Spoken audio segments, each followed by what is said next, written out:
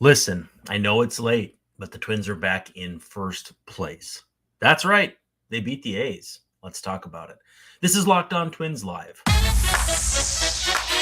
You are Locked On Twins, your daily Minnesota Twins podcast. Part of the Locked On Podcast Network, your team every day.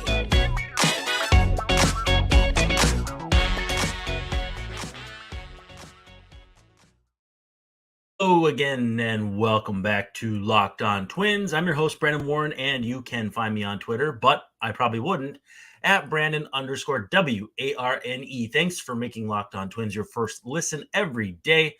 And we're free and available wherever you get your podcasts, as well as on YouTube. And of course, part of the Locked On Podcast Network, your team every day. I know we're hanging out late here, but feel free to be active in the comments, either on the show here live or on YouTube after the fact, or however you want to get in contact with the show. We'd love to hear from you. Also, too, if you have questions for the show, feel free to ask either here at Locked On Twins in the DMs, at Brandon_Warren in the DMs, or wherever.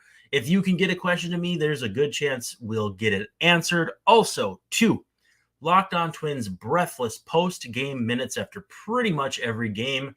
Had the one come out tonight with the fact that you won't see anywhere else, actually stat you won't see anywhere else.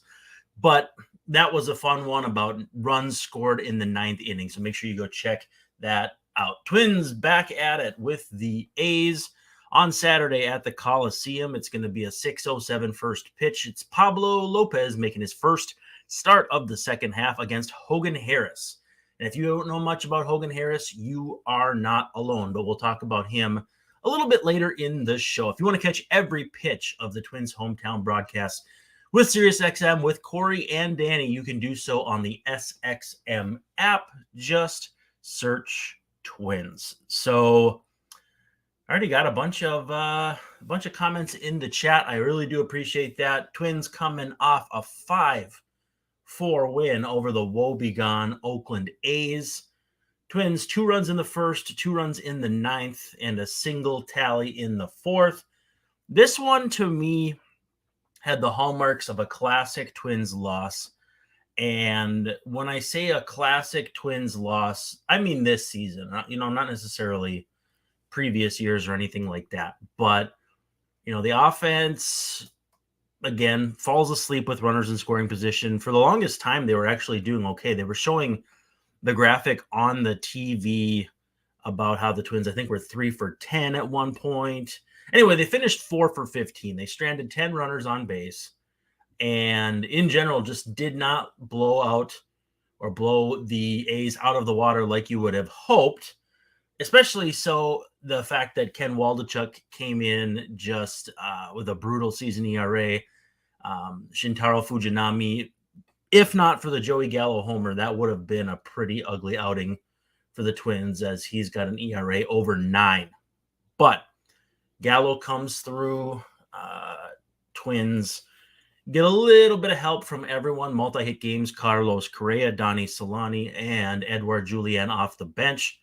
And there's some mixing and some matching. The A's threw 7 pitchers, Twins with 6. So I would imagine 13 combined pitchers would be up there as far as historical. Maybe not too far back, but since the 1 inning or 3 batter minimum, I bet 13 combined pitchers is quite a ways up there. But again, this to me felt like a Twins game that was going to get away from them. I was expecting a 4-3 loss, which is, I guess if you subtract Gallo's home run, theoretically, it would have been a 4-3 loss. But it didn't feel to me like the Twins had that late inning juice. And again, it's felt that way all season long.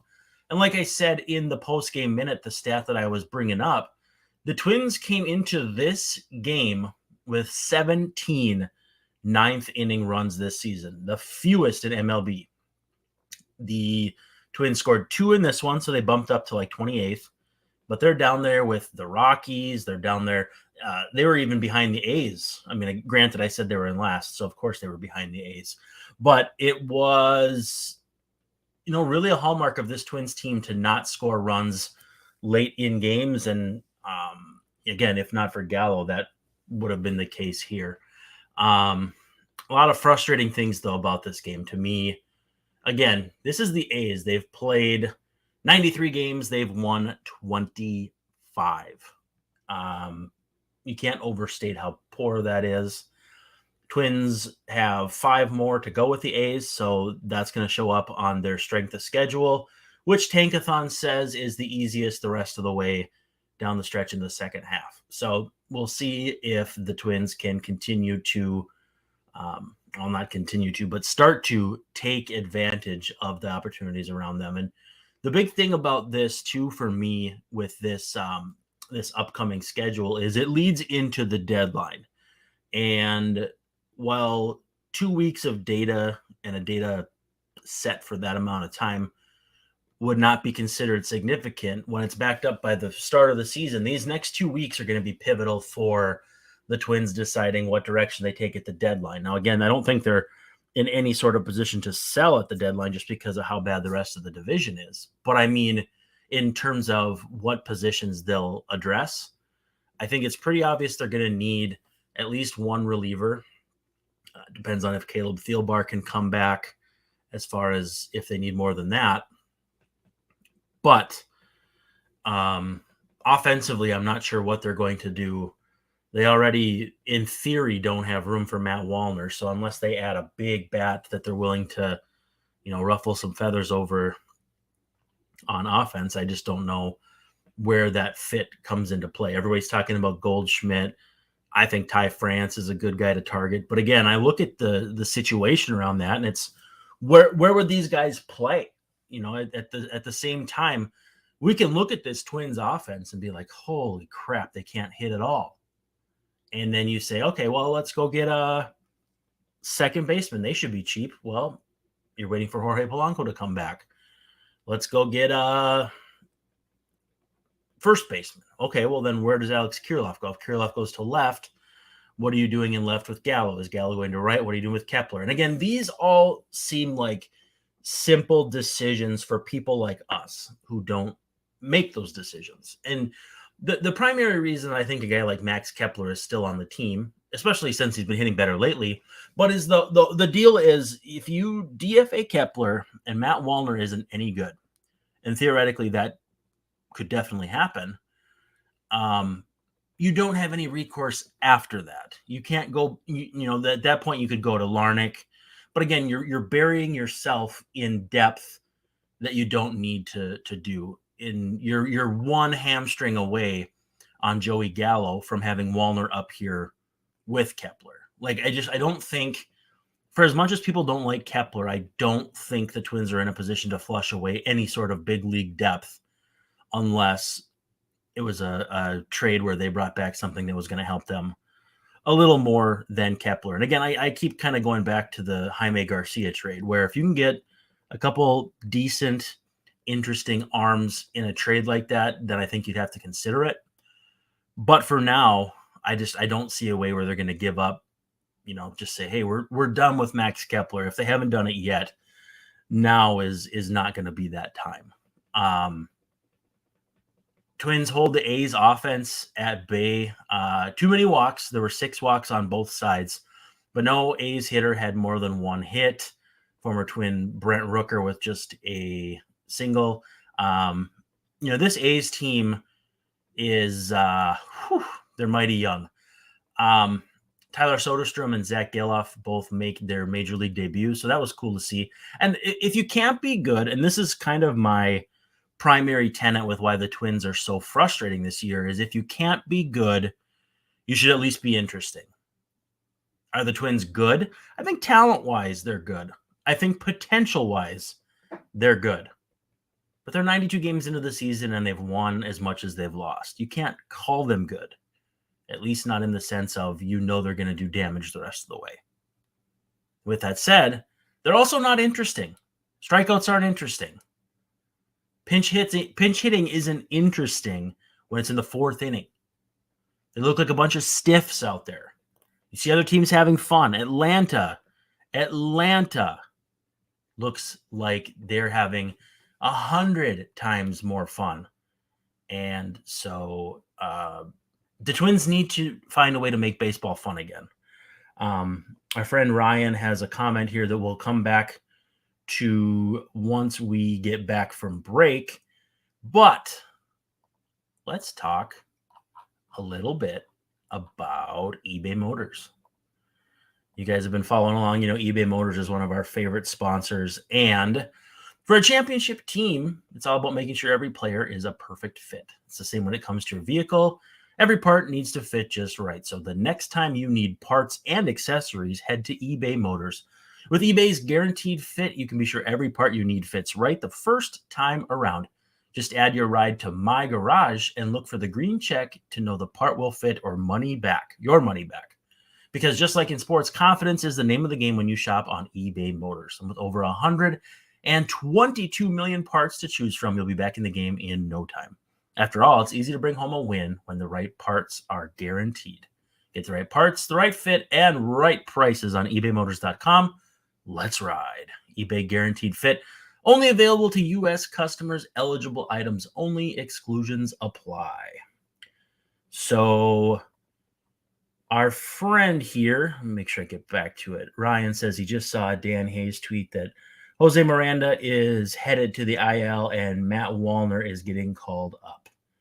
Okay, so we'll see. Okay, I see the Dan Hayes tweet as well from, it looks like 12:40 a.m. 12:39. Okay. Well, anyway, so again, I think this kind of proves my point, though, that they didn't need to force the issue to get Wallner up here. Now, again, took an injury, and I'm not trying to say that that was all that predictable, but it still came down to an injury. And I'll be curious how things line up. I think there's probably a good chance Kyle Farmer moves to third. Willie Castro plays second. And that's where Matt Wallner comes into play, left field, right field, matchups, et cetera, et cetera. Again, it's the offense getting more left-handed, which could prove problematic, especially since they're going to see lefties the rest of this series. But with that said, you really don't have that many choices for who to bring up, and Wallner has been killing it. So you may as well give him a chance, right? So that makes a lot of sense to me. And so Wallner joining the team out west for tomorrow's game. Again, 6:07 first pitch at the Coliseum. Twins A's. Game 2 of the series, game 2 of the season series. Pablo Lopez against Hogan Harris. We'll talk about Hogan Harris here in a little bit, but you can catch every pitch of the Twins' hometown broadcast with SiriusXM on the SXM app. Just search Twins. Also, too, thanks for making Locked On Twins your first listen every day. And if you are an everydayer, make sure you check out the show over the weekend. I'm going to have report cards for the first half for your Twins hitters and pitchers. So should be a lot of fun. Our friend Anthony says Duran has given up runs in his last 3 outings. At what point do you start worrying about him? And our friend Sarah Wall says Duran kind of feeling like April Griffin Jacks right now. Maybe not quite as bad as that, but it's certainly added to my stress levels. Yeah, I want to look into Jhoan Duran because I think, it's obvious he hasn't been himself, but it also is probably indicative of the unfair expectations that we put upon him. So with tonight's outing, he's at a 2.29 ERA, 67.1% ground ball rate, which I was not aware of until now. That's absolutely incredible. 11.8 strikeouts per 9, 3.9 walks per 9. I'm kind of looking across the board, and pretty much everything is the same from last year, with the exception that he's walking almost twice as many batters per 9. And that to me is a big deal late in games. And I mean, that's not just a to me thing. That's a to everyone thing. And granted, a pitcher with the strikeout potential and penchant like Duran has, 11.8 per 9 each of the 2 seasons he's been in the big leagues, you can live with 3.9 walks per 9. The 2.1 he put up last year was incredible. I mean, that's very rare to see anybody striking out hitters at that rate with that few walks. Everything else looks pretty much above board. He's picked up an extra mile per hour on his velo. Honestly, I think it's something that's kind of gonna prick up my ears, but it's not something I'm gonna be worried about quite yet. And with Griffin Jacks too, they moved him out of the role, got him back right, brought him back. The nice thing is, if they would have to do something like that with Duran, you have Jacks in place now and could fill the role of Duran if they had to do a flip flop there. But with that said, I'm not pushing any sort of panic button on Duran yet. This isn't June Jorge Lopez quite yet or anything like that. So we'll see. I don't think the Twins are really thinking about it that much either. But with that said, it's hard to ignore that things have been a little dicier with Duran in July. In fact, one of my post-game figures, which was, for the post-game minute, was that Duran had allowed 5 hits in April, 5 hits in May, 5 hits in June, and 5 hits in July. Unfortunately, the day that I shared that, I want to say it was July 7th. So in 7 days of the month, it was 5 hits. So again, things snowballed pretty quickly on Duran so far this month. So there'll be things to monitor. There'll be things to watch and that sort of thing. I'm not pushing like a panic button or anything like that, but I'm definitely monitoring something like that. Noah Welch chiming in saying, Buck, man, at least the Twins got the win and Cleveland lost. Yeah, so I don't know if anybody was watching the Cleveland game. I kind of was hate watching it beforehand.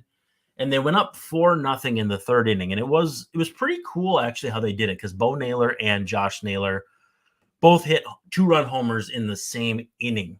And it was the first time, if I'm not mistaken, the two brothers hit homers in the same game since BJ Upton and Justin Upton did so 10 years ago. So that's a kind of cool little footnote. Even though Josh Naylor is the bane of my existence, it's always cool to see those kind of family moments. Nevertheless, Rangers score the final 12 runs of the game. Absolutely blow up Sam Hentges and Aniel De Los Santos, Cody Morris. It got ugly late. Our friend Ryan says their other brother got drafted too. Yeah, the third Naylor brother got drafted over the weekend. I think it was Miles Naylor, if I'm not mistaken, who was picked up by Oakland in late 30s. I think it was like pick 39 or 40. So, yeah, we'll see how things go there. But it's certainly cool to see brothers in the major leagues, let alone on the same team, let alone homering in the same game. Yeah, again, depressed Twins fan, Wallner on his way back says, let's bleeping go. It's going to be good to see him back just because he's hitting everything. And at some point, we talked with Sully on the Locked On MLB national show that actually posted, I think it was late Thursday night. And he was talking about Wallner being a spark plug for the Twins. And I like the idea because if you can bring in someone who not only was great in the minors, but has been very good in the big leagues this year, but gives you a different look, changes up your lineup a bit, someone that you can give a longer look to, we'll see what it looks like. But at the end of the day, the Twins are beggars, not choosers. And so Wallner's the guy to come up. Again, he'll probably play left. You move Castro to second. You move Farmer to third, or Solano moves around. There's a lot of flexibility on this team. But with that said, and I kind of tweeted about this too, like they have all these matchups they can play for. You can play Kyle Farmer higher in the order against lefties and Donovan Solano and that sort of thing. But it still feels like, so those guys don't come through early in games. You pinch hit for them later in games with Joey Gallo and Edouard Julien, and then those guys get neutralized by lefties late in games. And so to me, like the strategy there just doesn't really line up. And again, I'm as big of a proponent of matchups, as big of a proponent as you can be of sabermetric analytical stuff. But again, if you're not accounting for lefties later in games possibly wiping those guys out, that's got to be a part of the calculus too. And I'm not saying it's not, but it's come up too often this season where they have a good lefty in, or even a decent lefty, like another team's equivalent of Giovanni Moran in there. And too often guys like Alex Kirilloff are getting eaten up there. So, getting Matt Wallner back is going to be cool. But with that said, don't expect him to be a savior just because it's not fair to put that kind of pressure on him. He could be dollar store Joey Gallo for all we know. Our friends at Bird Dogs are chiming in here. Bird Dogs are khaki shorts. They fit thinner through your thighs and legs. They can make someone like me look pretty good in a pair of shorts, which is it's a big deal. They do the same exact thing as Lululemon, but they fit better. You're never going to want to take these off. You can wear them to church. You can wear them to the golf course, the ball game, wherever. You got to take them off to wash them, I should say that, but you're not going to want to change out of them. It's a cloud knit fabric. It looks like khaki, but stretches. So it basically fits you perfectly to a T. They also use anti-stink sweat wicking fabric. It keeps you dry and cool all day long. So I don't have mine on right now, and I don't have my Yeti style tumbler, so I'm not exactly being a good steward here, but you get a free Yeti style tumbler if you use the code LockedOnMLB. Either go to birddogs.com/LockedOnMLB or just, the promo code is LockedOnMLB, all caps, one word, and you get a free Yeti style tumbler with your order. These things are great. Not only the Bird Dogs, but the tumbler. I had an experience where I had to return some Bird Dogs, and they were phenomenal getting them exchanged out for the right thing. So again, Locked On MLB is the promo code at birddogs.com, or you can just go to birddogs.com/LockedOnMLB. You will not want to take your Bird Dogs off. We promise you. All right, we're coming down the home stretch. We are into the 7th inning stretch, and Twins A's, once again, you will see them Saturday, 6:07 p.m. You're going to see Hogan Harris. You're going to see Pablo Lopez. You can check that out on Sirius XM with the SXM app. Just search Twins facing 26-year-old Hogan Harris, a 6'3", 230 lefty, so big, strong lefty who has only thrown 43 innings in the big leagues, and his numbers are, let's just say, a little out of whack. Not that many strikeouts, a lot of walks. The home run rate is not terribly bad. He does not give up too many grounders, though. So we'll see what the Twins can do if they can lift the ball against him. 6.07 ERA. And so we'll see how they line up, too, because lefties he has had trouble throwing strikes to, and righties he's given up more power to. So both of them kind of come with different caveats, because 4 of the 5 homers he's allowed to come to righties, but lefties have a 364 on base against him. So a lot of moving parts here, but again, just another young pitcher for the A's who, kind of trying to find their way in the big leagues, just like Ken Waldichuk, tonight's starter. So don't look for a big fastball from Harris, 92.6 mile per hour average, but he'll cut it. He'll throw a curve. He'll throw a changeup, and he throws quite a few changeups, actually. He's about 20% changeup, 20% cutter. So he's going to mix and match, and, we'll see what the Twins can do to respond. It's going to be curious now because with one more right-handed bat out of the lineup, one more left-handed bat coming up, they're just going to have to basically put 9 guys together and, kind of go from there. Twins back in first place by a half game. The Guardians lose to the Rangers. Rangers obviously having a pretty solid start to their season, and they came back from a 4-0 deficit to crush the Guardians, so no complaints there. But also, too, Braves absolutely smashed the White Sox. Michael Kopech doesn't get out of the first inning. And that one was just kind of reminiscent of the Joe Ryan start in Atlanta, where just couldn't get anything going. Kopech's was worse just because he didn't finish the first inning, while Ryan at least hung around for a while. But yeah, I think we're about ready to bury the White Sox at this point. 17 games under 500, 8.5 back, 3 straight in the loss column. They're 3.5 behind Detroit, believe it or not. So I think they're about ready to be put out to pasture. Obviously, Kansas City and Oakland jockeying for position. I believe Kansas City, yeah, they have one more win than Oakland right now and 3 fewer losses. So Oakland kind of running away with that top spot here in terms of ping pong balls to get that first pick. Strike zone, absolutely dreadful in this one. We mentioned it. Nick Lentz was all over the place. Credit where due, and this is going to seem like damning with faint praise. He sucked for both sides, at least. I mean, he had a Kenta Maeda strikeout early in the game that really there was no business being called. Carlos Correa had a terrible one. Looked like he might get thrown out. I think Joey Gallo had one. It was just in general a pretty awful game for umpiring. So I'll be curious to see what the umpire report card looks like on Twitter tomorrow morning. It's not going to be good. It's not going to be good at all. A couple more things to address here coming down the stretch. Again, we'll see how this offense gets going with Matt Wallner back on track, back on the team, and they'll be mixing and matching out there. Thought it was kind of interesting. Brent Rooker in the 9th inning definitely had the feeling of like a Hallmark Disney ending where he was going to walk off the Twins.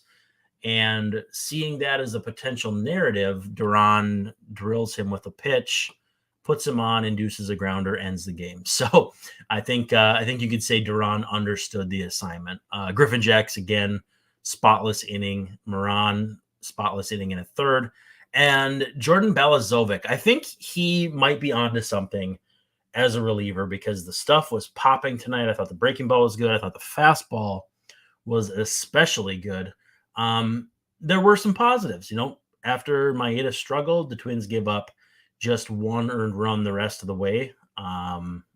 So in general, they did everything you needed to do to win, but it was a, I don't know, uninspiring, ugly win that still counts as a win, right? So Twins will need to get back to it on Saturday. Pablo against Hogan Harris. Should be a good one. Late evening, early evening, technically, I guess, start.